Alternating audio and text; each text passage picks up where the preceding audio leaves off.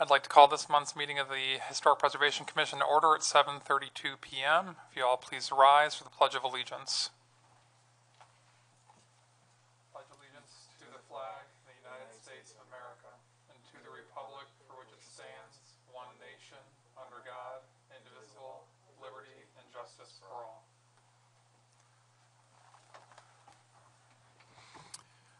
Our staff liaison, Greg Merrick, is unable to make it tonight, so I will do my best to operate in his stead where I am able to. So we'll start with a roll call.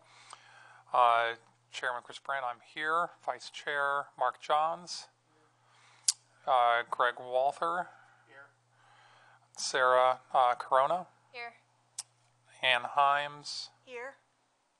Bruce Stumbold, he gave us a heads up he wasn't able to make it tonight, and Jennifer Ahrens also had a last-minute conflict, is not able to make it tonight. So we do have a quorum with 5 members. Due to not being provided the meeting minutes from last month in person, I'm going to hold off on our review of the minutes. I know that we had them digitally, but we'll postpone review and final approval of the August 27th minutes to next month. So for public input, we do not have anyone here present tonight for public input. I have not received any public input, and Historian Merrick's not notified me of any public input. We do not currently have any applications for landmark designation or certificates of appropriateness. To my knowledge, we have not received any correspondence, but we'll have Historian Merrick verify if that is the case. From the liaison report, I can share a little bit about what we've done since last month's meeting.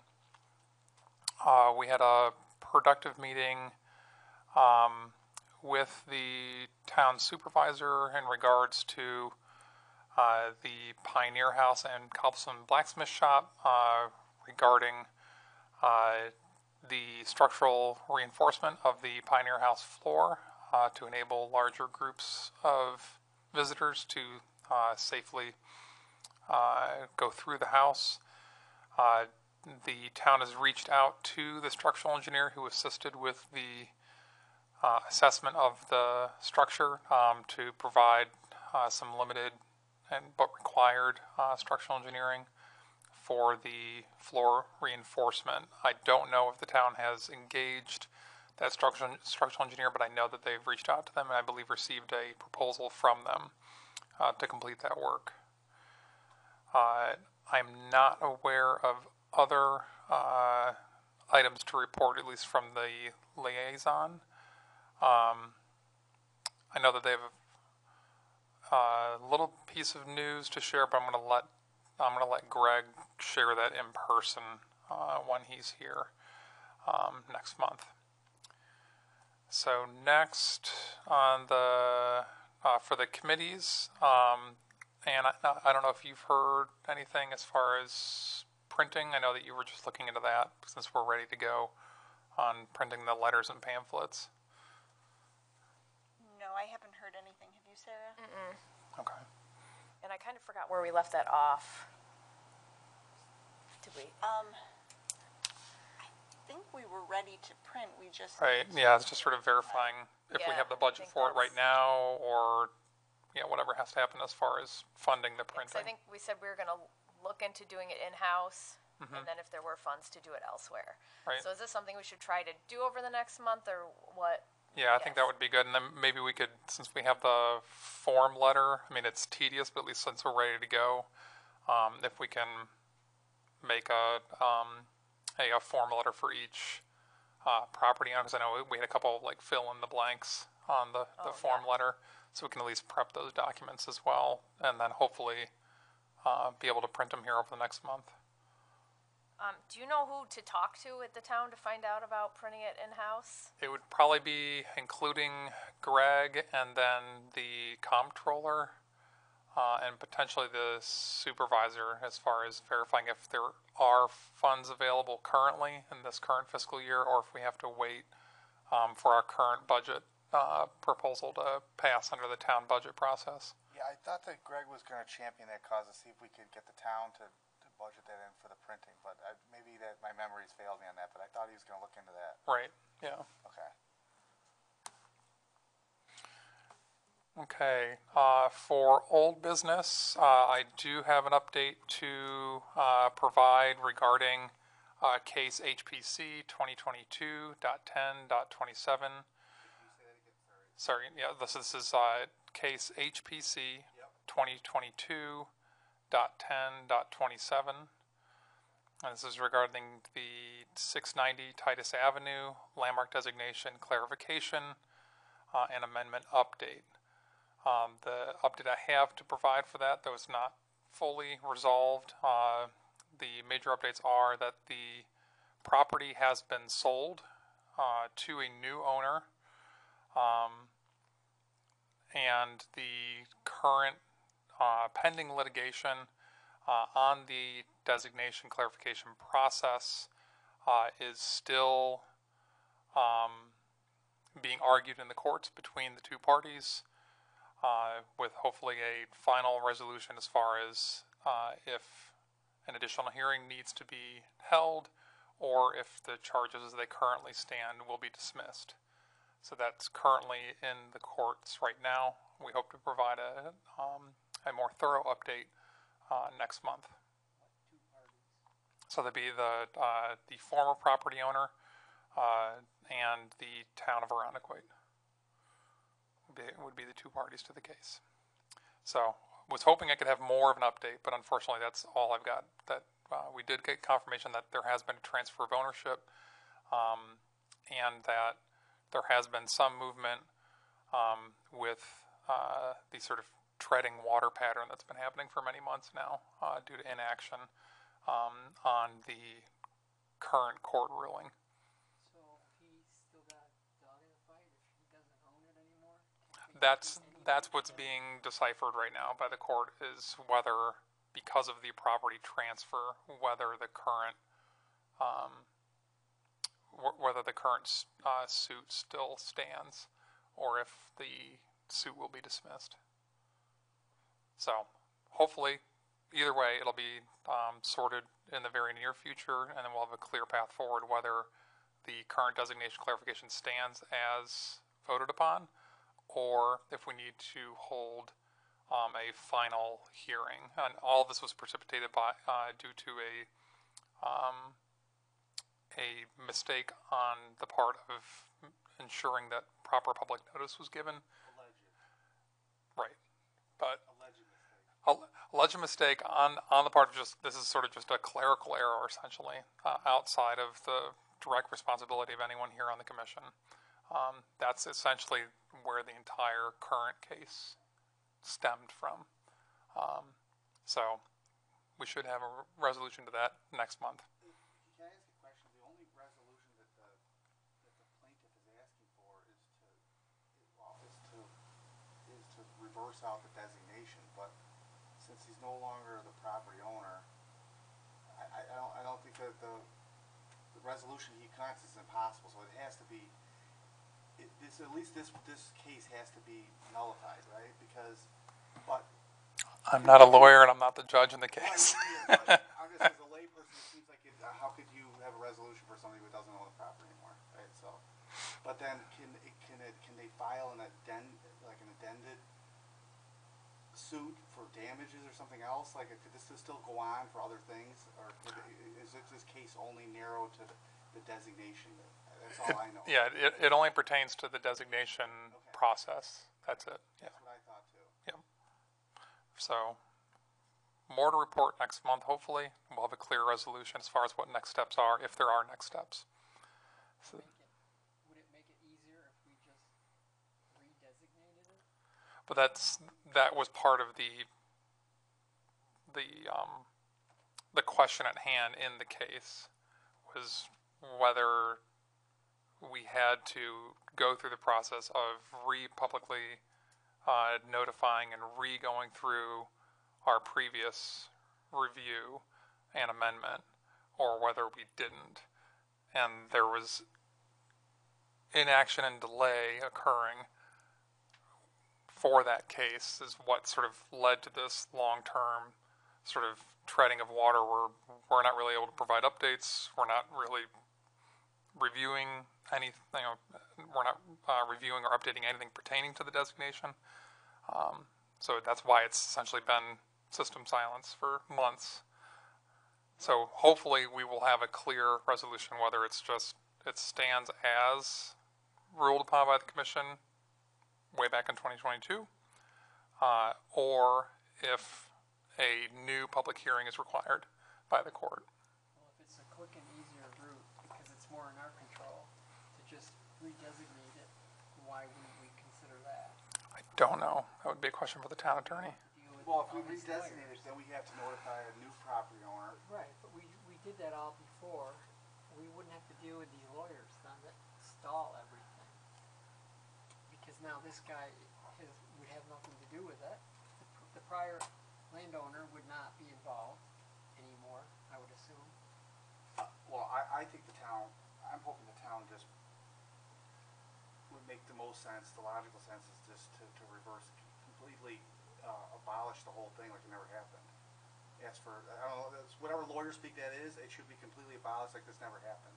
Because there's nobody there, like we can't redo something when there's the property owner that's there that filed the suit, we can't even notify him because he doesn't have any stake in this anymore. So I think it should be completely reversed out, which I think is what will happen. If you want me to prognosticate, I think it's just going to Yeah, I would just leave it until we have very clear direction from the court. That's what I guess is what's going to happen. But We wait 6 months for something versus if we can do it in 2 months, and be done with it and not have to deal with these lawyers. Wouldn't that be the easier route? I think at this point it muddies the waters, so we just allow the process to actually reach its completion, whatever that completion is, and then we abide by whatever that completion is if there's further direction or further action to be taken. Just seems like a waste of time and waste of money the town's paying for legal fees, just a big waste. yeah, but then again, there's a lot of misunderstandings with the town about this whole thing, and then we're going to be bringing this back into the forefront of social media again, everything. Like, I'd rather just let this thing work its way through the court and be done with this thing, because there's a lot of, I guess, there's ignorance about the thing about what happened here and how this all transpired, and to drag this back into the forefront again, I'm not for that at all. Like, so. So we'll have more to report. I'm happy that you're interested, but there's not really anything else to report aside from that. We've had the ownership, there's been ownership change for the property, and we expect a final ruling from the judge as far as what next steps are, if there are any, for the designation. Now, what judge is it? What judge is this, like the town judge? No, Or- it's county court. I don't remember the judge's name off the top of my head. You answered my question. Okay. All right. The Townwide Historic Resource Survey. So all members of the commission attended a training with the town-hired consultant, KTA Preservation Specialist, earlier this month regarding the volunteer work that the members of the commission and potentially other volunteers through the library and Irondequoit Historical Society may be providing to assist the consultant with their work. So we should have more to report in the next month, but as a sort of just general notice to the public, the members of the commission and these other volunteers will primarily be assisting the consultant with photographing properties as well as neighborhoods that are identified by the consultant as being potentially historic. And so there's a lot of effort as far as what they're required to do for this documentation for the in-person sort of taking these photographs from the public right-of-way. And it's an easier task for them to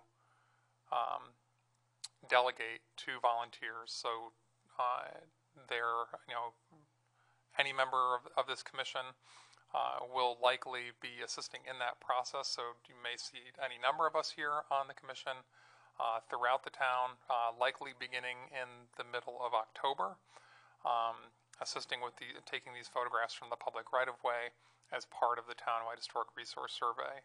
Anyone who's volunteering for this will be provided with a project information sheet for any interested members of the public who want to learn more about the project. And the volunteers will also be clearly identified as assisting with this process. We're working on whether or not there will be t-shirts or sort of official town vests that will be provided to the volunteers so that they're clearly identified as doing this work. That's all I have for the Townwide Historic Resource Survey, unless anyone has anything else on that. Okay, next item of old business is for the Wimbledon Road National Register Historic District. The only update pertaining to the district is that myself and the historian were able to meet and talk with the supervisor about the potential for signage for this district, and the town, with our assistance, is actively exploring the possibility of pursuing a grant that could fund one of the sort of large cast metal signs to mark the district. So we'll see if that's the way we go, or we go back to our sort of initial thought process of developing some signage that can be produced in-house by the Department of Public Works. I don't know. Mark, if you have any comments. I know you were working on design way back when, but you've been a little bit out of the loop as this is developed. So what kind of signage? What kind of signage are you talking about? So these are like the traditional, Yellow and blue thing? right? Yeah, like a yellow and blue National Register sign on a large metal post. The grant that's being pursued is through, or that's being explored, would be through the William G. Pomeroy Foundation. The Pomeroy Foundation, if they award the grant, fully funds the cost of fabrication of the sign. William Pomeroy? Yeah, William G. Pomeroy, Pomeroy. Yeah, so if we're awarded the grant, they will fund the production of the sign in full.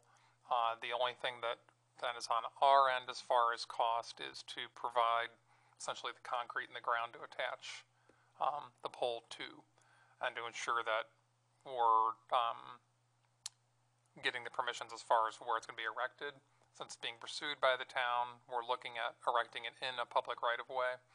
The town already has the ability to erect it on their own property, essentially.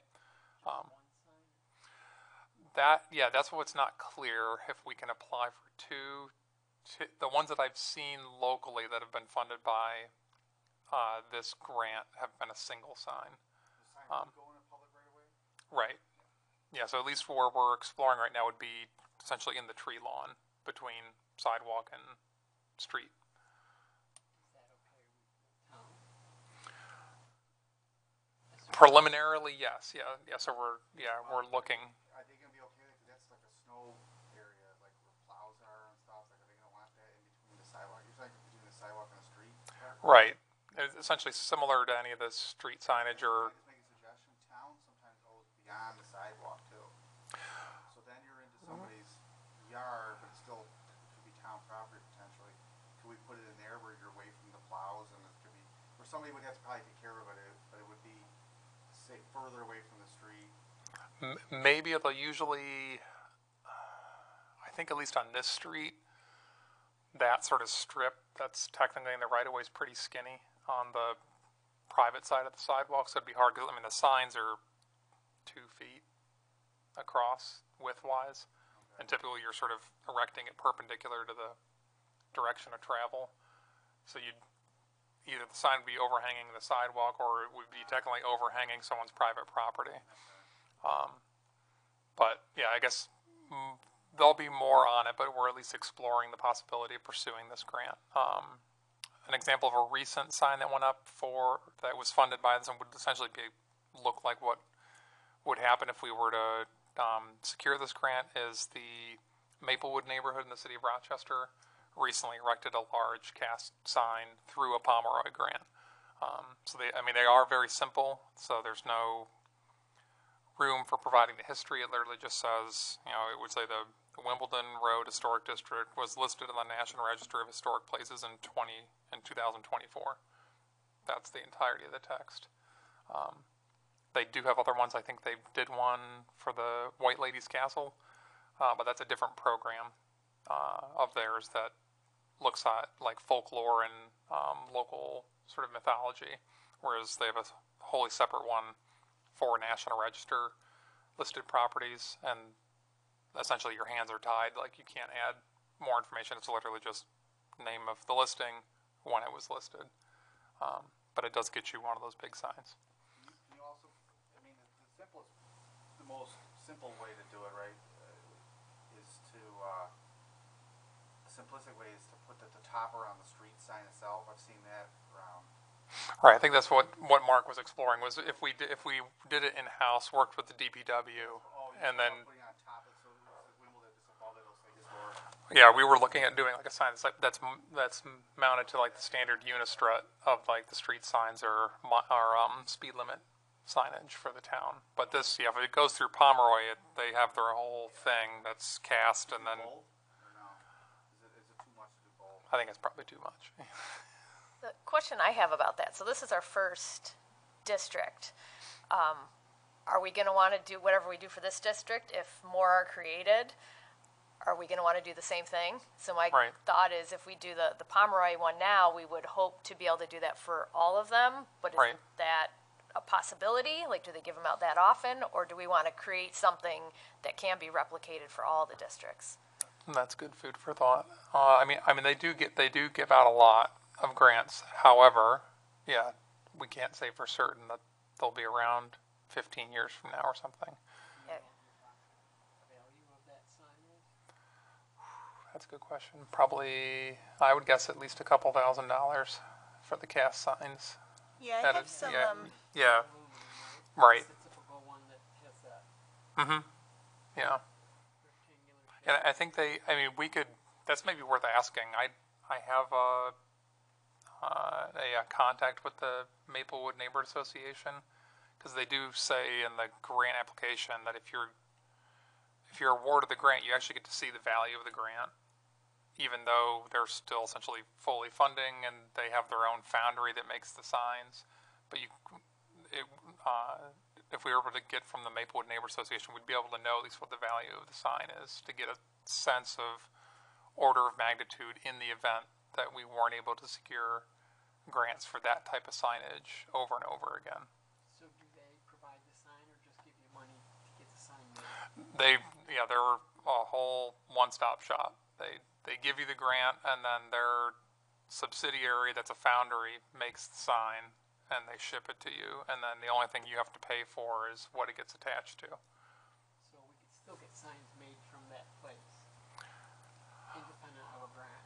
yeah, or there is a place, Greg provided, and I have the Yeah. information I can share with everyone, a place that does those signs. Yeah. I think there's some pricing information, but it's probably not the same folks Right. who do the Pomeroy signs. Yeah, so to answer your question, yes, very similar, but maybe not exact, because the ones from Pomeroy, I would say the one caveat, if you get a Pomeroy sign, it says it's from the Pomeroy Foundation on the sign. It's the smallest font, but it is cast into the sign at the bottom that, like, provided by the William G. Pomeroy Foundation. Whereas if we went the route of funding our own from a foundry, one, we could have control over the text, and two, we wouldn't have an insignia of the grant provider or foundry maker. Yeah, if we could have the funding, I think it would be nice to add a little bit more text and context. I mean, I like the idea only because it's a recognizable sign in New York State that it's a historic site. But I think those were designed for single sites and not necessarily a district where we would want to demarcate like the two ends of it. Right. And I have concerns, as Greg expressed, about putting it in that location. I think it would be very vulnerable. being hit, and it would last a couple of years, and then we'd be stuck having to deal with how do we fix it, pay for a new expensive. If this is a more expensive route, Right. it's going to be harder to replace in the future versus if it was a DPW crafted something that's easy to do and less expensive, and we can do exactly what we want within reason. But that's my opinion, my professional opinion. It's good. I'm glad we had the discussion. So I think if people have further thoughts on that, maybe we can workshop it a little bit more. But it sounds like maybe the Pomeroy going just standing around the Pomeroy Foundation isn't the best idea at this point. Maybe not for this district, but Right. we have other sites. Yeah. You could always use that as Arundecoit's first historic district. Like if we wanted to get like a jump on it or just something to celebrate it, if we think we could get that grant, that could be kind of cool to have it be written as Arundecoit's first. And then still do whatever signage we end up doing for everything else. Okay. Thank you, everyone. Last item I've got on my agenda for old business. This one's for Mark. The draft revised code update. I'll turn it over to you, Mark. Well, Make sure to turn on your mic. before I left for my extended vacation,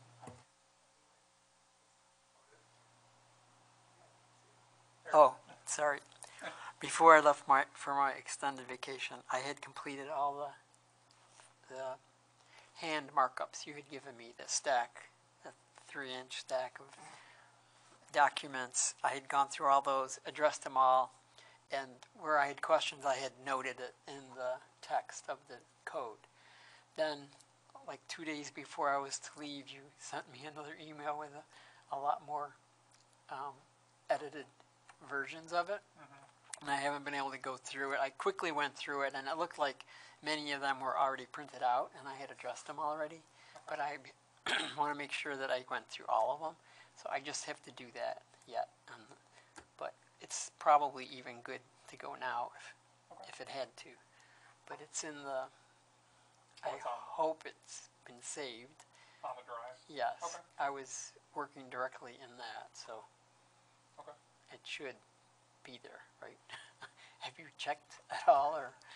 I mean, I can look right now. I noticed that I had left it on, and the tab's open, so I don't know if going from here to there and back, Yeah. if it affected anything, but it should show hopefully, all the edits. Okay. Well, yeah, maybe I'll double check after the meeting, and then I can remind everyone, just sort of send it around, and then we can maybe start a final round of last edits that we want to make. And then we did get, in our meeting with the supervisor, we did get some clarity or direction as far as what the next steps will be. So they do have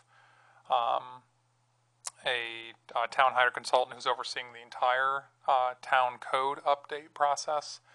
So once we essentially get to our final draft, then the next step is to then forward it to that consultant, and then we may end up having like a meeting with them to go through that. But sounds like we're getting close.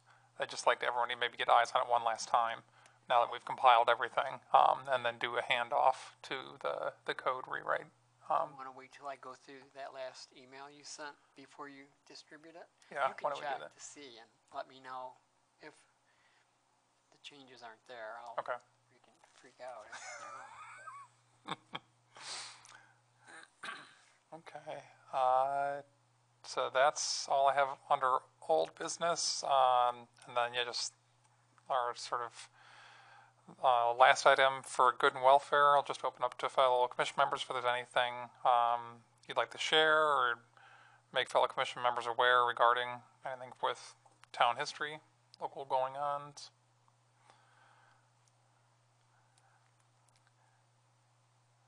Okay. I want to thank Commissioner Walther for doing his best impression of the town historian, taking notes.